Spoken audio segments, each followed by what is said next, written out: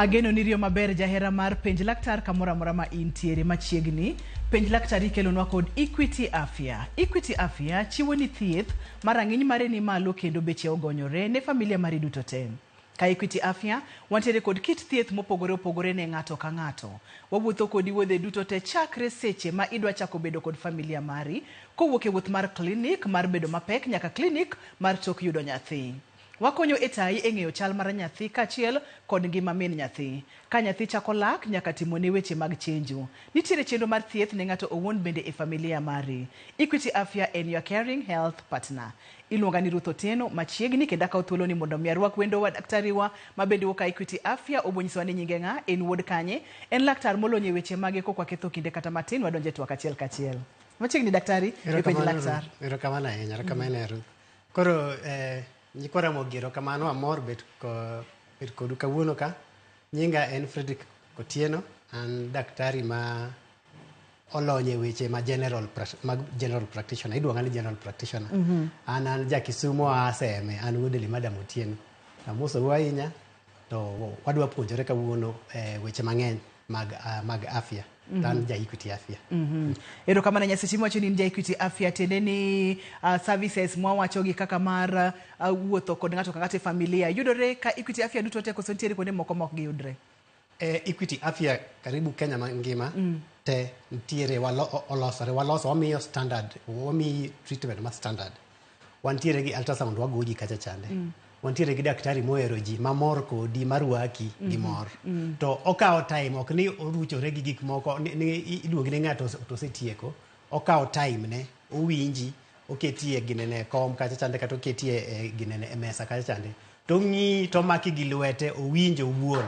Eko dhi ondiki, eko ori e lab, eka ang' iduogi, to mi kendo interpretation mag lab gang'o. Nyako ng'isi magote.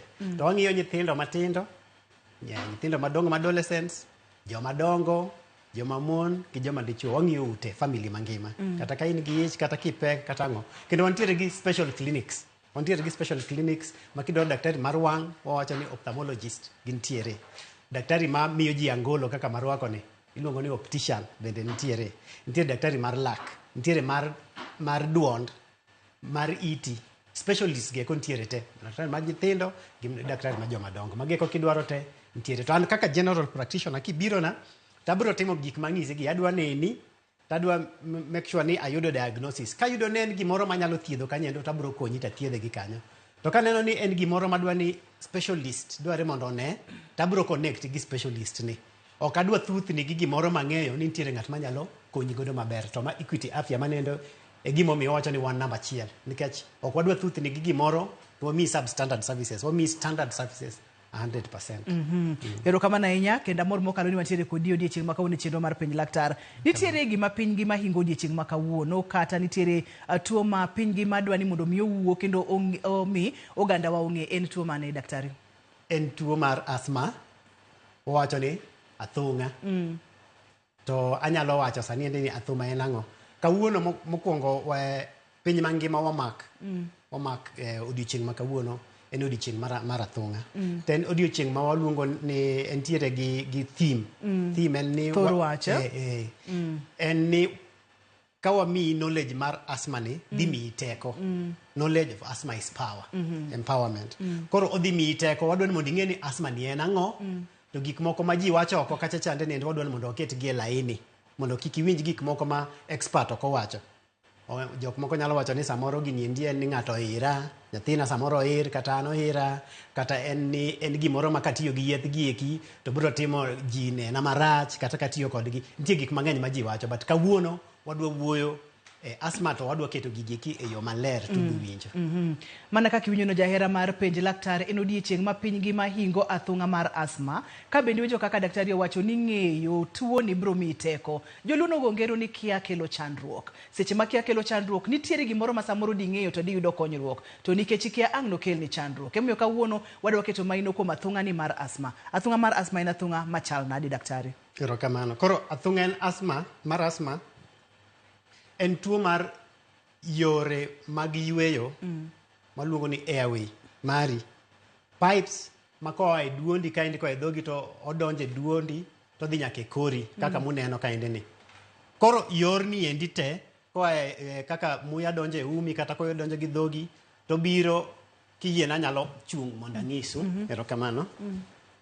Koro inyalo neno ni ng'ato dhi yweyo gi ume to muya no biro to donjo gi kaendi to obiro kama endi to odhi iye ka. Kata inyalo yweyo gi dhogi to biro to kalo kama endi. Koro maendi te en airway.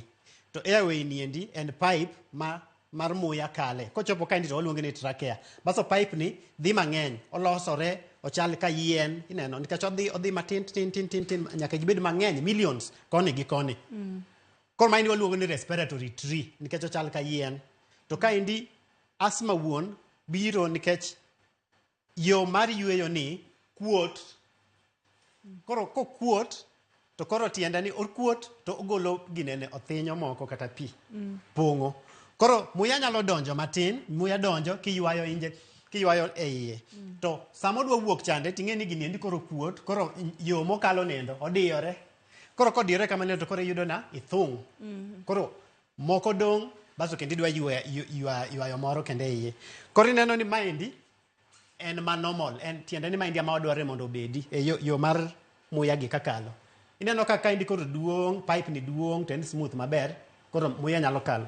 Lakini ginene pipe mar yweyo mar asthma, ineno kako ochal, kaendi koro obet matin, okuot, ne en kamoro kaendi, to koro okuot mobiro mochopo. Koro muya kalo mana ka kende, to magi kibi opong' ang'o, opong' othinyo, to gine koro muya kalo tek. Koro kitimo kamano to koro yweyo ni biro bet matek. Maendi maluongo ni asthma. To timore kuom nyithindo gi joma dongo, wadhi neno. Mori nyalo pimonwa gimomiyo yor yweyo kata respiratory tract kaka ileronwa no nyalo kuot momiyo kar mondo mi obed maduong' ma muya kalo maber to dogo bedo matin kaka otin no ma othinyo opong'o iye kanyo kata pi opong'o iye kanyo ma koro muya ok nyal kalo maber. Ang'o momiyo kuot? Koro erokamano kuom gine penj no. Koro kuodni timore mana ne ok timre gani ne ji te. Nitiere jok ma yoregi mag yweyo, pipe mag yweyo niendi gin margi, gin wacho ni en sensitive ahinya. En sensitive nikech ginene okinyore ahinya. Nitiere gimoro makinye to okuot. To maneno wawacho ni ng'ato nigi gimoro maluongo ni allergic asthma. Nitiere gimoro mantiere e alwora mari, samoro en koyo, weather, kaka sani endi piny ng'ich. Koro koyo nendo nyalo bet katimo manendo dhi kinyo kanyendo to ochako kuot. Kata nitiere gimoro e alwora ni kaka buru, kata iwang'o maka tich, wacho ni again asthma mar tich, occupational asthma. Samoro iwang'o maka, kata iwicho rangi, kata itimo tich manigie chemicals, kata intiere e ginene factory, magolo iro moko, ma ginene ma pipe magigieki, ok ohero iro nendo. Koro gige ka biro to dhi kinye to koro ochako kuot to ochako golo ginene, ochako golo pi. Maka wanyalo kete dho luo mayot ni en ka yori mar muya nitiere kod gino moko winjre godo. Maka ang' otudore godo to ang' no miyo kuodi. Seche mokuot no miyo yweyo bedo matek, wanyalo wacho ni mano inyalo bedo kod asthma. Wantiere kod kidienje adi mag asthma, daktari? Erokamano. Koro anyalo wacho ni kaka nachako, nitiere asthma mabiro nikech gima ok iwinjri godo, wacho ni mano endo en allergy. Mano koro luongo ni en allergic asthma. Neno? Nitiere asthma mabiro nikech kapodi kiduong', ichopo higni 18 kidhi malo, isebeto gama wacho ni in adult. Koro wadhumo wacho ni adult onset asthma. Ineno? Nitiere asthma moro kendo nyalo biro nikech emotions ma in godo. Inyalo bet ka in gi stress kata paro mang'eny, to magieko gigolo chemicals moko matimo yore ni mag muya kuot. Nyalo bet asthma ma biro nikech gik mitimo, exercise. Wacho ni exercise induced asthma. Ibera seche moko but stretch ichako timo exercise, wacho ni kichako tugo kata ichako ringo kata nitiere tich mitiyo matek kabisa, then koro gichako kuot. Mageke type mag asthma ma wantiere godo. Ma type kata kidieny wabro ng'iyo ni kapo nono ni dendi ok winjre gi gimoro, in allergic to gimoro, kapo nono ni kamitiye nitiere gik mitiyo godo mok donj kodi, environmental, diere moro nusemulonwa environmental, buru, koyo, kachiel kod samoro ka bando dwa chako golo wino ka. Wino no bende nyalo kelo chandruok. Daktari, wawinjo ga gimoro ni ng'ato bedo kod atak kata nyathi obedo kod atak. Seche mwacho ni ng'ato bedo kod atak, ma ang'o timore e sechego kano bera to bedo kod atak? Koro erokamano. koro oyudo attack kata wacho ni tinde wadwa tiyo gi wach mar attack ni nikech obuogo ji obuogo nikech kowacho ni attack to en gimoro ma lweny gero monji koro goyi lakini tiende ni koro otimore nikech ni idhi maber to koro sani endi koro dendi olokore to sama dendi lokore ni endi koro iyudo chandruok maduong' ma iyudo en mar yweyo nikech itemo yweyo matin donjo to odonjo matin to wuok be ok owuog te bas ichato iyudo symptoms koro inyalo bet ni koro iwinjo lit e kori iyudo gima wacho ni shortness of breath itemo yweyo to yweyo no bende muya nendo onge to seche moko inyalo dhi kata igori piny ineno koro magi wacho ni at that point ni inyalo bet kiyudo attack to asthma attack wadwa ni mondo en ga ni emergency wadwa ni mondo okeli hospital mapiyo kata idhi hospital mapiyo mondo wachak treatment daktari opimonwa kata kidienje mopogore opogore mag asthma ma bende en e tuo ma wahingo odiechieng' ma kawuono kaka penj laktar kachiel kod piny ngima moro wadwa ni mondo mi wawinji ni to seche ma iyweyo en ang'o ma yweyo makare konyo godo dendi seche ma intiere kod attack ma muya ok nyal donjo e yo makare chandruok mane ma dendi nyalo bedo godo kaachiel kod gima inyalo tim seche ma intiere kod attack ni mondo mi kik ibed kod chandruok nikech iwachonwa kacha ni seche ma ing'eyo seche ma intiere kod lony kotendore kod tuo mar asthma to intiere kod teko manyiso niya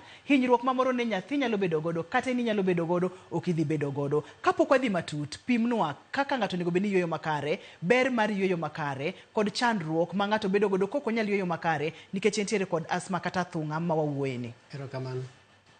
Koro kiyweyo makare iyweyo maonge tiyo gi teko mang'eny wacho ni respiratory effort ok iti gi teko mang'eny to ok iwinj pek mar yweyo to sami yweyo maber nendo oxygen donjo e ginene magi e kori maber to odonjo e remo maber kosedonjo e remo to remo ting'o oxygen ni to otere e dendi mangima mokwongo kaka gine adundo ni goyo the heart kaka ogocho nendo odwaro oxygen ka ok oyudo oxygen to ok odhi gocho maber to onyalo kata we gocho manendo achiel mbariyo gine obwongo mari obwongo nendo dwaro gani oxygen throughout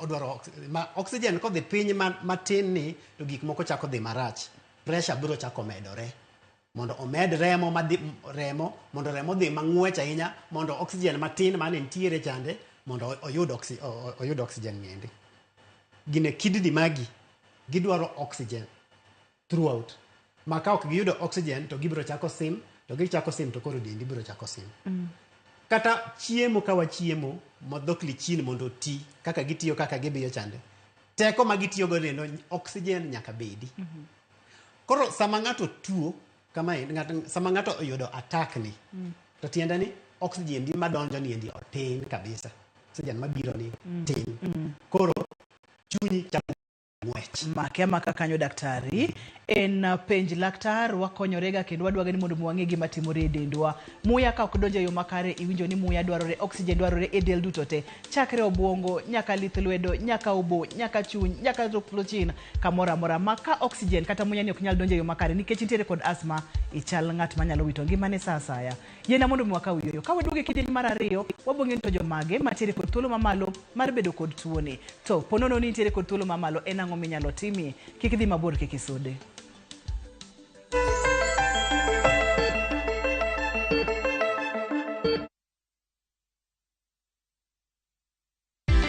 Skiza chapa ushinde. Ndugu yetu anapata shilingi zake 50,000 Musa Jakadala tukimpa tu. Si unaona? Hizi zote ni zako. Unasikiaje? Furaha mingi sana. Si ndio? Hebu wajuze kwa kamera tu ile pale. Ulifanyaje kupata 50,000 leo hii? Nilifanya ku dial star 487 star 3 hash. Ukachagua. Nikachagua nikashinda. Ukachagua skiza tu moja na ukashinda. Nikashinda. Imekupa 50,000. 50,000. Asante sana. Ongezea mama stock sasa. Si ndio? Lazima. Hivi enda na cheki yako hatusalii nayo. Skiza chapa ushinde.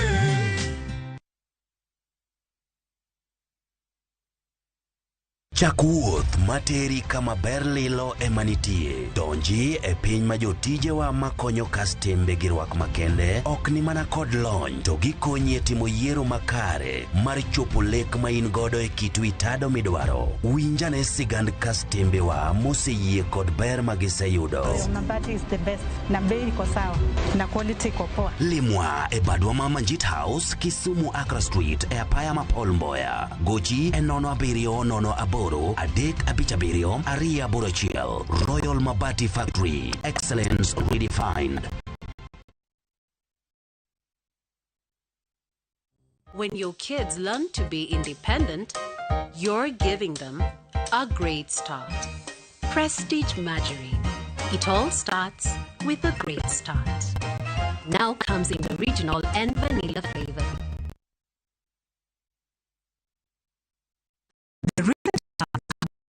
Communities across Kenya, families have been left homeless and stranded, some forced to seek refuge in public primary schools with no food or shelter.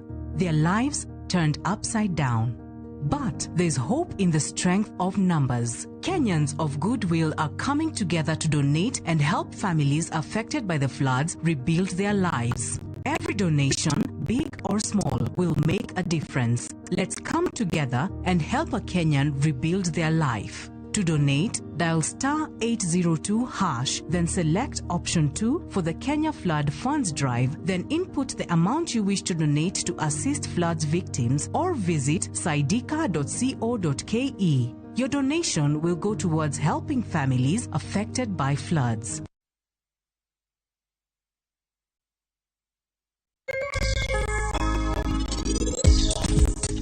Okaparni anagoya coaching center. Anna sawilo pacha chon meher. Apenji waya, itemo wachango.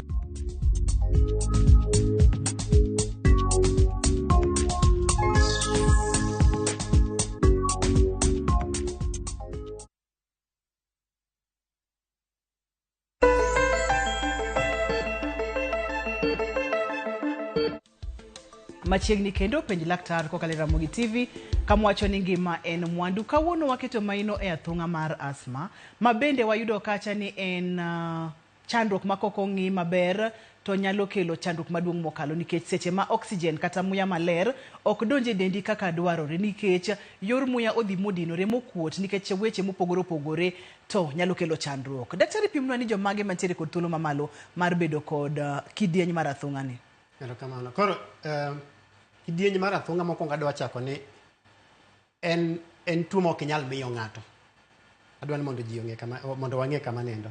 Ok ni kan gi asthma to Ruth nitiere kaendi to asthma omaka to kidwa konya to koro abiro miyi. Ok inyal yudo, ok oyudre kama nendo. Kidieny mar asthma ng'ato inyuologo. Koro ng'at ma nigi chance mamalo mar yudo asthma onyalo bet ni nitie ng'ato e family ni manigi asthma. Wacho ni in the family tree no. Onyalo bet dau, nyalo bet mamau, babau.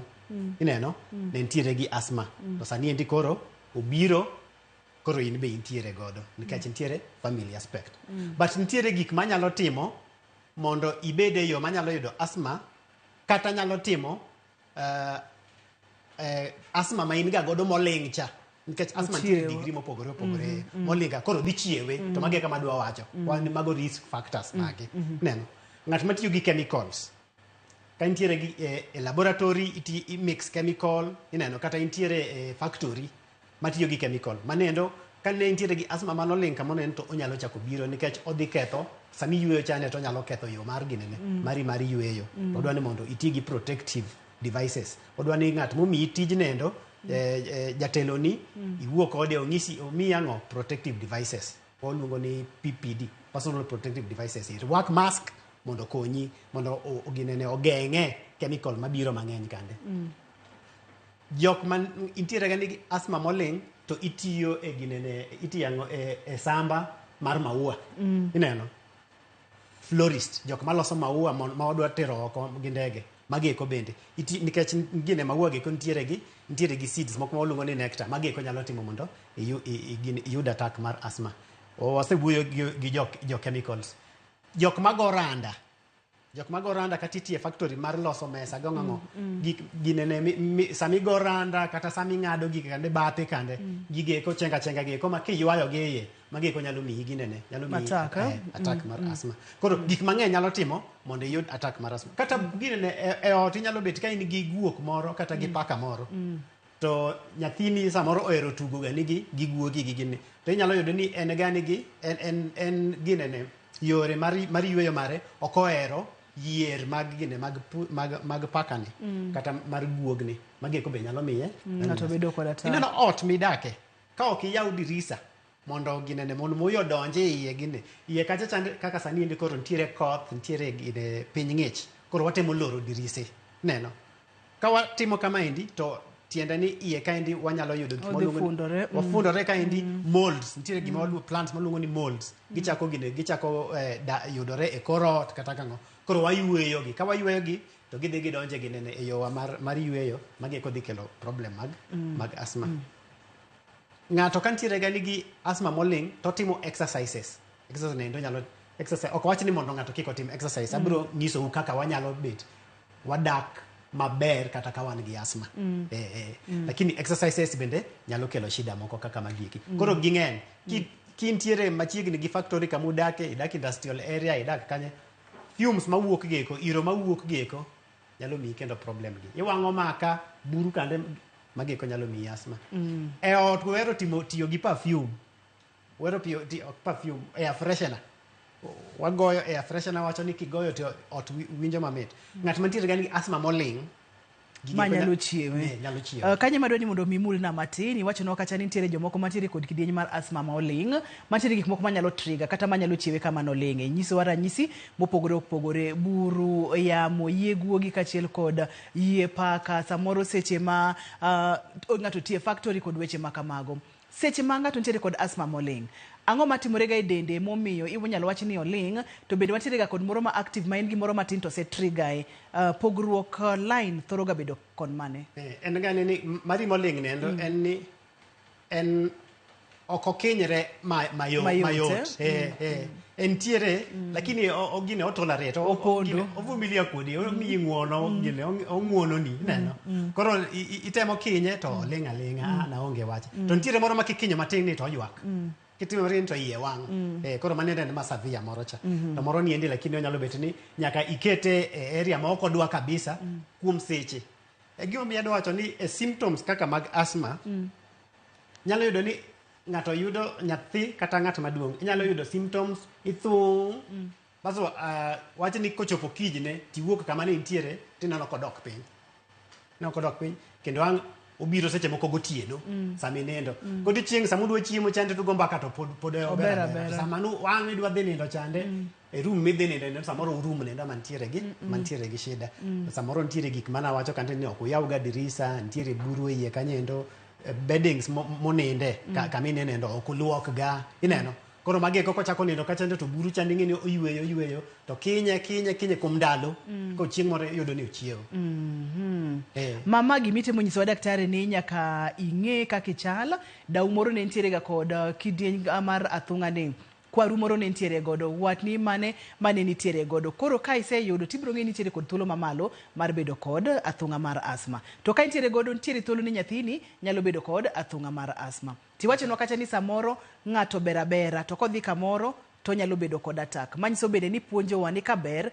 to nyaka wang'e alworawa nyaka wang'e environment wa ni to chalo nade ka pono no nitiere kod chandruok mar athung'a mar asthma correct ang'o momiyo thothne attacks gi thoro ga bedo mang'eny seche mag otieno daktari koro gotieno mokwongo dendwa lokore tiende ni kaka del tiyo ineno ga ni kaka kawaida sani en godiochieng' nindo onge kata kibiro nindo en mani ni chiemo to nindo mana matin lakini nindo onge godiochieng' ere kaka gotieno kochopo to koro nindo maki ineno nikech dendi lokore hormones chemicals maringo e dendi kande lokore bende ineno waluongo gine gi medical terms waluongo ni circadian rhythm rhythm mari mar chiewo gi nindo seche mag chiewo gi nindo lokore gani.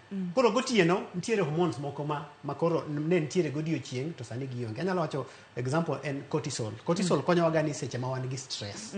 Stress mara mora, mar ringo, mar wuotho, mar wuoyo gi ji. Ng'eni gigi eki exercise ma timo gigi eki e dendi gin stress to a given level.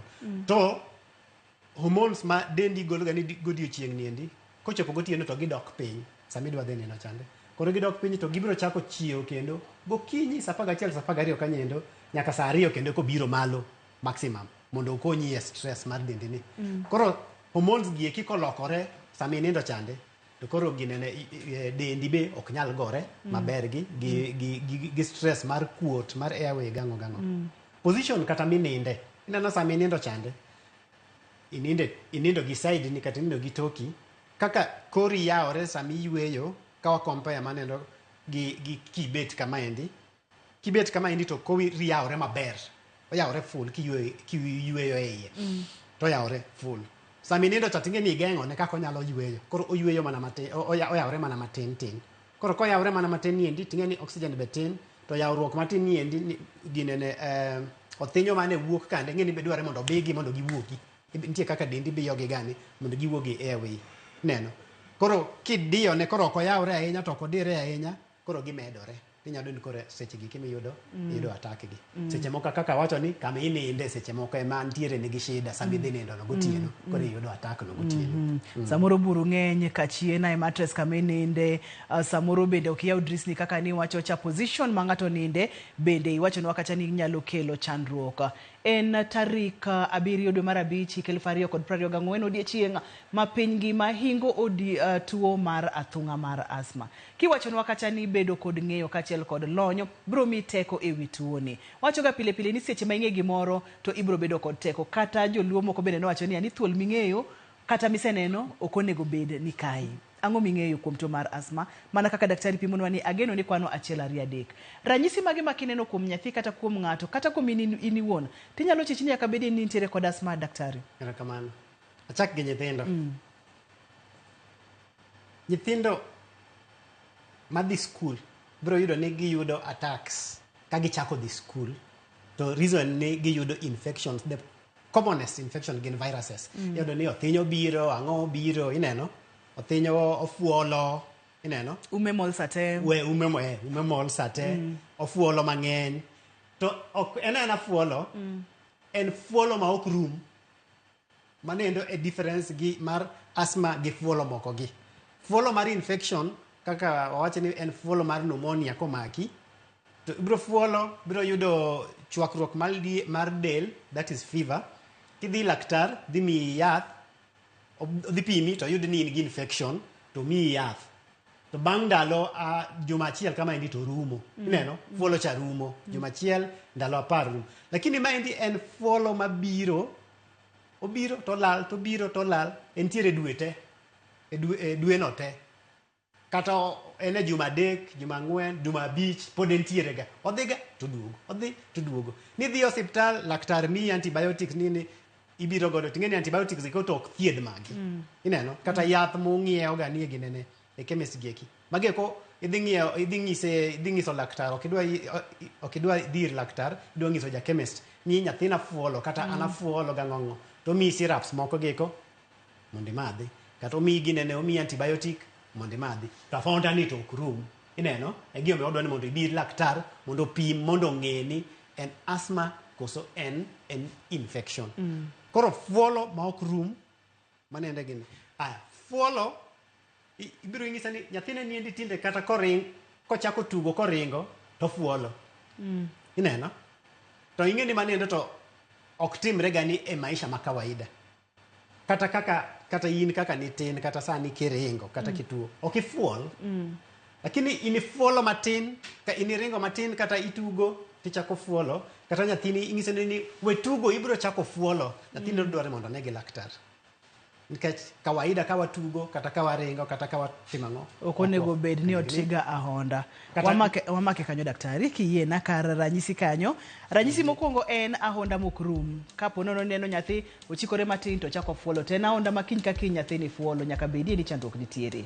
Wadwa ka oyueyo. Ka waduogo kidieny mar 3 to idhi bedo kod thuolo makende mondo mi go mbaka kod daktari. Ibo penjo duto tema inyalo bedo godo kaachiel kod wabong'iyo ni seche ma iseneno ranyisi gi en ang'o monego bed ni timo. Omiyo kidieny mar adek nyuka dwa nuba inya kwa Ramogi Jwang kik isudi kata matin.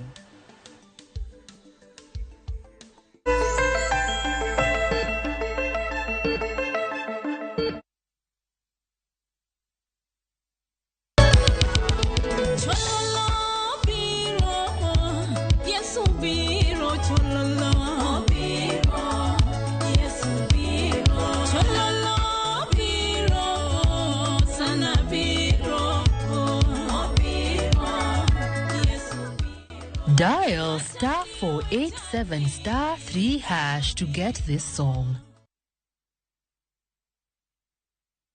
Make the most out of the rains by storing water with Power Tank. Power Tanks are crafted from food-grade polyethylene, UV stabilized and double-layered for unparalleled durability. Power Tanks are backed by a 10-year limited warranty with an expected lifespan of over 30 years plus. We offer free nationwide delivery. Buy online or call 0779 000 000 to get your Power Tank. Feel and chill with Power Tank.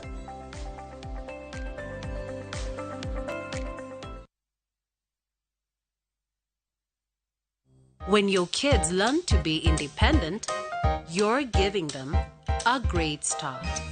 Prestige Margarine. It all starts with a great start. Now comes in the original and vanilla flavor.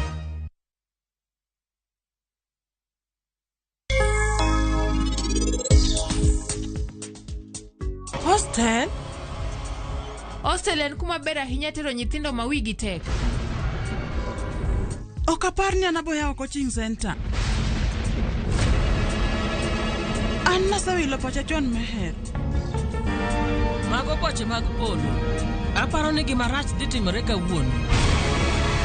Mana kaka nanyisi chadonga nyisi ni para mbiro wuok kiny gokinyi. Koro jacket mare, sweater, gloves, ogudu, gimora mora mana mi, adwani mondo iduok na gi kae.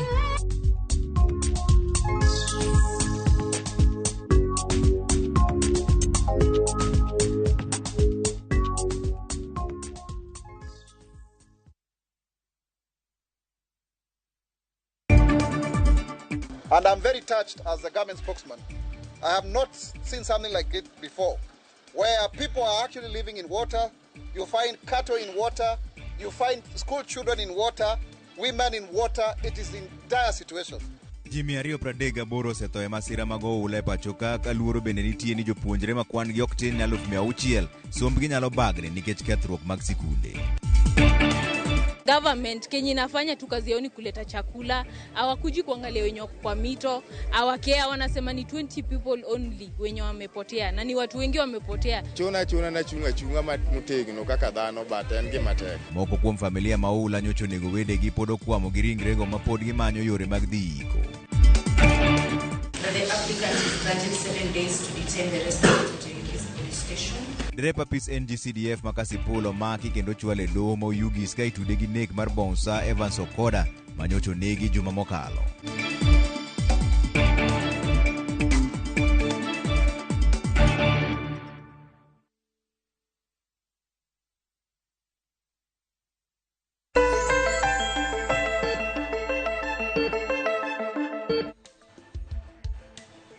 Machiegni kendo penj laktari kelonwa kod Equity Afya, thieth machiegni kodi. Yud chenro mag thieth mitimo ni oko mong'ere ni outpatient, marang'iny mare ni malo kendo beche ogonyore, kaka neno laktar, pim mar tuoche, kawo yath, thieth mag lak kaachiel kod wang', kanyakla kod jolony mag thieth ewi chandruoge mamoko kaka laktar molony e fwenyo tuoche mopogore opogore gi mago minyalo timnegi bero wanyalo dendo ni physician. Laktar mar nyithindo pediatrician, laktar mar nyodo mag joma mine gynecologist, laktar mag tuoche nyarogno urologist, laktar molony ewi tuoche mamako pien del kogno kaachiel kod yier dhano waluongo ni dermatologist, kod laktar molony e weche chiemo makare nutritionist. Magi duto te inyalo yudo e bad kar od thieth mar Equity Afya Medical mantiere machiegni kodi. Equity Afya en your caring health partner. Machiegni kendo daktari kanye madwani mondo mwachak godo mulnwa bede Equity Afya mantiere gwengewa mag Kaluo. Ing'eny kawan Kisumu to ntiere ndara ma a Kisumu kidhi Kakamega. Ntiere gi Equity Afya kanyendo to kata e town kanyendo ntiere Equity Afya. Nitiere Equity Afya town mopogore opogore. Wantiere godo Siaya, Siaya. wantiere gi machielo Migori, Homa Bay, bende wantiere kod Equity Afya. Chuny boma ma Nairobi bende koro ging'eny. Apani kanye kuma koro intie. Boma ma Nairobi kibiro kaendi, kibiro gine Ongata Rongai, inyalo yuda. Inyalo biro e town kanyendo, kata kidhi Lang'ata, kikalo Lang'ata kachande, Lang'ata Shopping Center, nitiere Equity Afya. Kan pod ine ndara mar Lang'ata kanyendo nitiere Equity Afya Nairobi West nitiere kanyendo. To kichopo e town to ging'eny. Nitiere Biashara Street, nitiere Buruburu. nitiere Wantiere kod moro Utawala. Utawala, Buruburu. Nyaka ginene, nyaka kibiro kata Thika Road. Pod ibiro yudowa. Erokamano ahinya. Kik wil ni kidieny ni nyakwa Ramogi Ajwang' inyalo go simu kendo inyalo penjo laktar penjo duto te ma inyalo bedo godo kotenore kod athung'a mar asthma. Waseyawo line en odiechieng' makende mar tuoni emomiyo adwa ni mondo mi penj penjo duto te ma inyalo bedo godo. Line wa nitiere screen mari, SMS marwa bende inyalo yudowa godo. Tok mano kendo inyalo yudowa kokalo Facebook page en Ramogi TV #penj laktar kata Facebook page wa en penja laktar. Daktari, ne wang'iyo kacha ranyisi, ne wacho kacha ni ranyisi mokwongo en nyathi mafuolo ahinya, en ahonda mukrum. Kik idhi od yath kata e pharmacy ni dwaro yath, dhi ir kod nyathini ir laktar. Ranyisi mane ma kineno tinyalo chechi nyathini nyaka bedi entiere kod asthma. Moro kendo en ni kaka inene to kako yweyo, kako binene, kako obet. Nyalo de ni goke ne biro malo to ng'ute donjo. Koro obet kama endi. Koro owacho ni en gi tightness. To in iwuon kata ranyisi moro en kaka kiyweyo tineno ni muya ok donjni maber. In gi muya matin, muya ng'adore. Ineno? Kinindo to ifuolo to muya be ok donj maber. Ineno? Manendo nyaka wang'e. Gik madwaro ni mondo ing'e kaka emergency area mar fuolo, nikech fuolo ni biro gi gik mang'eny, korni nigi gik mang'eny. Kineno kifuolo to ahonda no ok rum, ringi ir laktar. Namba 2, kifuolo tineno remo kata matin ni gine ki okego wuok to ineno remo, ring ir laktar. Ok e od yath, dhi ne laktar. To gik mong'isi mondo itim nyaka itim. Ahonda ma ok rum jumbe 3 to obiro gang'o, obiro gi weight loss, yani ginene kiloni dok piny. Ineno? To gotieno tiyudo ka luya wuok mang'eny. Yiena mondo mi akaw simu kiyiena. Hello Daniel, penj laktar. Hello. Yes, I'm the problem. Machiegni Daniel wawinji. Gino kotima sani dweche 2. Koponi ayueyo. Koponi ayueyo. Hello. Wawinji dhi nyime. Shida mango ni ok anyal sense type of yueyo ma yueyo, ni ka yueyo kata ng'ato losore buta ok anyal winjo gima duong'no. Ageno ni daktari owinjo. Daktari ok owinje maber ahinya. Wakwayo ni uting'nwa duond simu malo. Hello. Daniel, machiegni koro wawinji.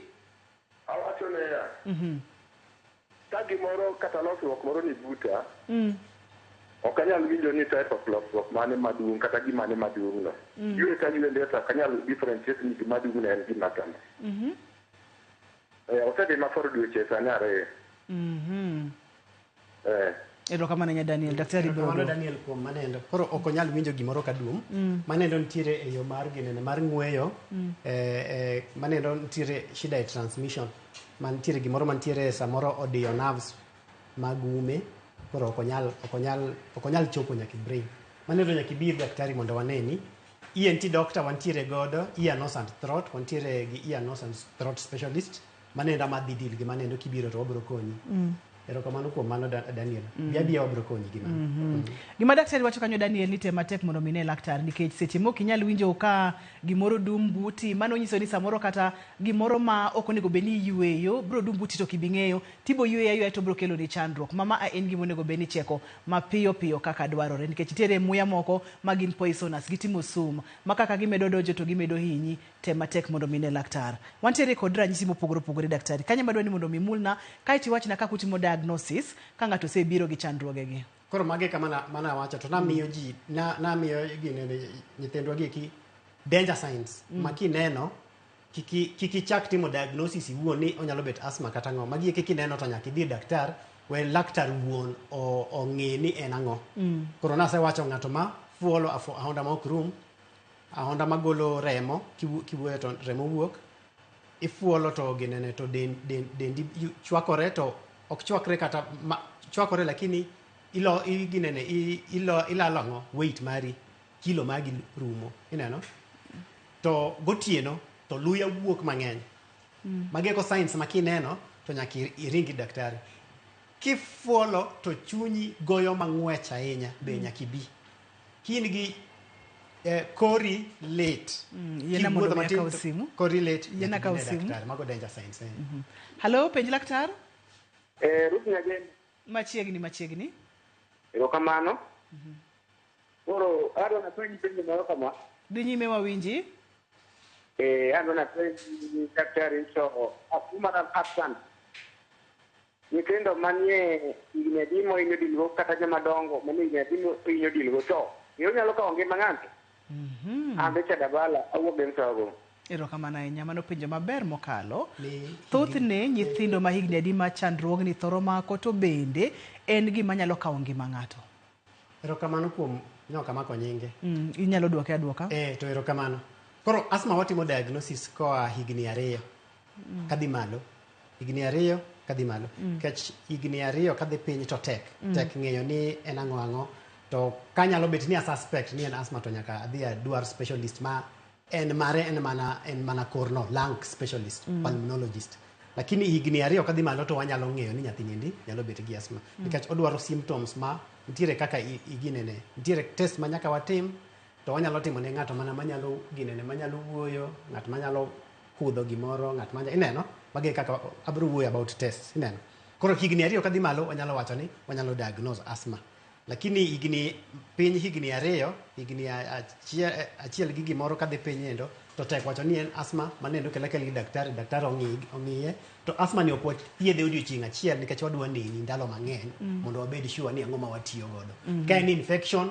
then obro dhi lakini ka en asthma to nitiere test ma wabro timo achiel kuomgi en ni maka kanyo daktari akawi sim Peter hello penj laktar Halo machiegni Peter an gi chandruok moro dhi nyime wawinji chandruogni ni kogiko kinyi to awinjo ka an gi shida sana awinjo ka apong' to kendo ita bende dinore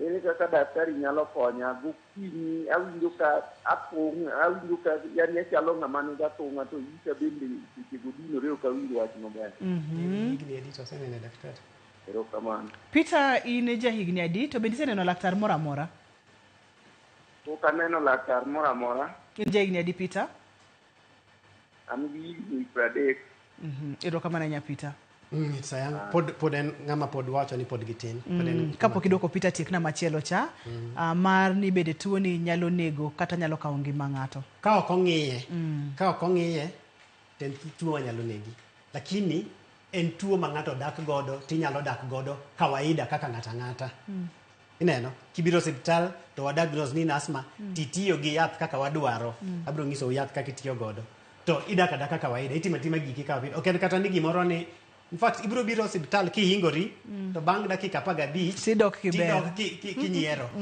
ineno igiomiye idok kinyiero idok e tich erokamano ahinya kapok wadwoko Peter yena mondo mi akaw simb John hello penj laktar Halo Nyageni machiegni John penj laktar Usmo laktar Ka na penjo ni ha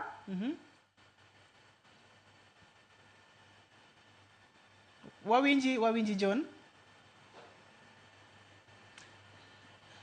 John olal lakini watiek duoko Peter koro kapok Peter nawacho ni Peter nopenjo tang'ise ni ok onyal negi kitiyo gi yath kibiro to obro thiedhi to obro bet maber to nyaka ilu instructions mag laktar tabro puonji kaka itiyo godo ta nitiere ng'ato nopenjo en gi shida mar kor othung' gokinyi makata ite bende dinore koro shida nyalo bet ariyo achiel en shida mar thung'ni to shida mar thung'ni endi iwacho maber pok ineno laktar akwayo kiyie mondo ibi mondo ine laktar wapim wawuon kori nendo waneni ang'o madhi mbele kori no to it dino bende koro wabro neno ni en related ma nade onyalo bet shida mar dino iti wuona ma nigi problem samoro nyalo bet kata in gi wax mang'eny e iye kanyo gima miyo kiwinji to kata nitiere seche moko shida moro magego kibiro to wabro neno to magego kik chandi kapok idonjo kanyo jawinjo nano ne penjo kacha ni kowuotho to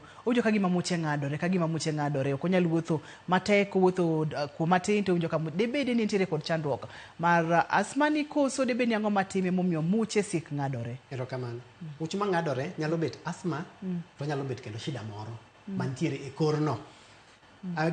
Emomiyo awacho ni mondo ji obi mondo one daktar to laktar opim owuon owinj korno ka winjo kori to ok wawinj yamo ginene muya kende wang'iyo kaka ginene chunyi bende kaka goyo ineno wadaneno kaka ginene kori neno kaka yawore magiko wang'iyo te koro nyalo bet ni chunyi ng'adore nikech samoro remo ni piny e gimomiyo muya ng'adore samoro shida nitiere e adundo mari the heart itself biro gani gi muya mang'adore bende gi muya kendo maringo ng'wech to nyalo bet kendo shida mar athung'a ni kata en gi infection moro kata tuoche mag pressure kaka iwachonwa gacha samoro nitiere kaka remo ok ringe e yo makare ma ang' no mi koro adundo ni chandore mondo mi ogwechi. Daktari, wang'iyo kata yore mag thieth aneno ka donge dakika matin mokalo. To dakika matin mokalo ni adwa ni mondo minyisa ni wacho kacha ni ng'ato nyalo dak maber kod athung'a ni to mana koluwo kaka daktari owachone. Luonwa kaka daktari nyalo wacho. Erokamano. E treatment kata thietho mar asthma adwa dhi mondo winji to winja maber kik wuothi winji ng'iya ka. Mokwongo achako gi warning. Ok wadwa ni mondo imuony syrups kata imuony tablets idhi ng'iewo timiyi tablets imuonyo kaka anyalo wacho ni prednisolone amaneno ka ji biro godo e osiptal mang'eny ni an amuonyo ga prednisolone tawinjo maber kiyie chakre kawuono kiwinja waketo gigi e line kik imuony prednisolone nikech king'eyo to intiere kod teko ewi athung'a ni kik imuony prednisolone to kik imuony syrups ma ing'isi ni dhi konyo yawo kori kitiyo gi tablets mag prednisolone obiro gi side effects mang'eny nikech kuot ma wantiere godo en e kori e yo mana chako godo e yo mar pipes mag yweyo mageko kende ema ginene ema kuot ng'ato komiyi tablet mag prednisolone odhi e dendi te ineno to odhi timo ang'o odhi timo mondo dendi te kik kuodi lakini odhi timo gik moko odhi ketho gik moko kendo odhi ketho gik moko kamane kilo dhi medore dendi dhi ywayo pi to dong' gi pi ineno dendi dhi ywayo pi to dong' gi pi idhi bedo gi shida mar sukari diabetes gi shida moko mang'eny koro wane kaka watiyo gi yedhgi kibiro e clinic tabiro miyi yeth machal kamagi ok adwa nyisi nyingegi nikech ok gichulo koro adwa nyiso ni gichal kama nitiere moro ma bulu to moro kaendi nitiere ma pink achiel itiyo godo e emergency to maendi titiyo godo mageng'o attack maendi itiyo godo kiyudo attack tiende ni iyudo athung'a ok iywe maber itiyo gi mae kisetiyo gi maendi koro maendi titiyo godo ogeng'o kuot mana wacho ni gine pipe magi kuot maendi imigeng'o maendi ema dhi geng'o godo to nikech kuot biro timore saa moro amora nyaka iti gi maendi pile koro inyalo bet kitimo picha nyise maber mokalo e picha mana nyiso maber tineno koro kako tiyo kode motiyo godo niendi kiyiena tineno maendi to maendi en amana wacho tineno kako make imako ka maendi ong'iyo malo kiyie ma ong'iyo malo kik ikete kong'iyo piny ni nikech king'iyo piny ni kidiyo yath nitiere kaendi tibiro diyo koro ng'ato golo gama to idiyo ni tineno ka gimoro wuok ineno idiyo kamano make kama tidiye koro ber kikete kong'iyo malo kaka ni wacho no tikete kong'iyo malo kama tikete dhogi mokwongo ide owuogi mokwongo wuok basto ikete dhogi iywe iye ni iwuog oko basto koro kidwa yweyo mar ariyo ni ikikete kama endi tidiye kamano basto iywayo iye kiywayo tikwano nyaka 10 1 2 3 up to 10 seconds ka laktar wacho ni itiye gi 2 puffs tiende ni itiyo kode diriyo kisetieko 10 tibed matin niende kendo idi mar ariyo kama endi idiye ikete dhogi tidiyo tiywayo ni basto ikwano nyaka 10 obro donjo to obro yawo maendi en mar yawo. Mar ariyo ni endi en mar geng'o kuot. En be koro iyawe konyien kama endi to nyaka ibi mokwongo mondo owuogi. Koro maendi midhi ikete dhogi kama ing'iyo ti igoyo tiywayo ni basi imako kamanyo. Basi ikwano iwuon kik iwuo to kik itim gimoro. Ikwano iwuon e chunyi nyaka 10. Kisetieko tiyo gi magi, kisetiyo gi yadhni, to ikaw pi tikudo ting'olo mondo kik iyud infection e dhogi mag candidiasis. Kik iyud infection. Ineno? Kisetiyo gi maendi tineno koyawo kori mabulu ni kata ma green ni, to yawo kori, kik iti kode pile, ma ok ti godo pile. Maendi mitiyo godo pile. Kik iwe tiyo godo nikech ni koro ne asetiyo godo nyoro to sani awinjo maber, koro aweyo. Ma itiyo godo pile mondo maisha ni obed kaka kawaida, mondo kuod nendo kik bi. Kik iyud ni ichiyo gotieno ifuolo. To tiya kode, daktari biro ng'isi ni mondo iduog after wachne jumbe 2 kata jumbe 3, ibi gi yeth gego ting'ise ni maendi mabet ka tiyo godo, tatiyo kodgi kaka maka. Erokamano nya daktari Amor mokalo kuom kawo thuolo mari ibiro wago mbaka kotenore kod athung'a mar asthma. Jahera mar penj laktar kamoro amora ma intiere. En odiechieng' ma wadwa ni mondo mi ibed gi ng'eyo kotenore kod athung'a ni. Seche ma isebedo kod ng'eyo tibiro bedo kod teko e wiye. En tuo ma ka ok ong'i maber to nyalo wito kata ngima ng'ato. To kong'iye maber tibiro dak adaka kendo ngimani biro dhi nyime e yo makare. Daktari, ponono ni ng'ato dwa tudore kodi inyalo yudi kanye? Aneno ka sauce maya wang'a. Sauce rumo, dina ng'isou kaka mar nyithindo itiyo godo, to watiyo godo gi mask. Kapok awachou namba na, adwa miyo message mudog godo dala. Asthma en tuo ma ok idhi osiptal tithiedhi to ok bi maki kendo, mano namba 1. Koro idak kode. Namba 2 en tuo ma ok nyal miyo ng'ato. Ka in godo to ok en infectious. Namba 3 ok en gimoro ni ipando. Kuom e Kenya mangima ji 4 million ni godo. Koro kik iluor ni inyalo bet gi asthma, wuoth gi gini titi godo. Ineno? Iti kode. Mano e message madwa bet kodu, to iti kode ka dhi mbele gi kaka daktari wacho. To mogik en ni maluongo ni maintenance cha. Itiyo godo pile. Moro mokwongo michako godo chande, itiyo godo mana kiyudo attack kende tiweye. Nyinga Fredrick Otieno, Amor bet kodi kawuono. Kidwa gocho na 0700 346 436. Ndik na message kikigocho na gotieno. To yuda Equity Afya Rongai Lang'ata Gitawe. Erokamano ahinya. Erokamano nya daktari Amor mar bedo kodi, Amorga mar bedo kodi odiechieng' ne in jahera mar chenro mar penj laktar. Erokamano mang'eny. Ne director na Lindsay, erokamano mathoth. Ne producer na Papecho Koth kachiel kod jogo picha mawa Asu, erokamano mang'eny. Iluonga ni Ruth Otieno, oriti uru masane.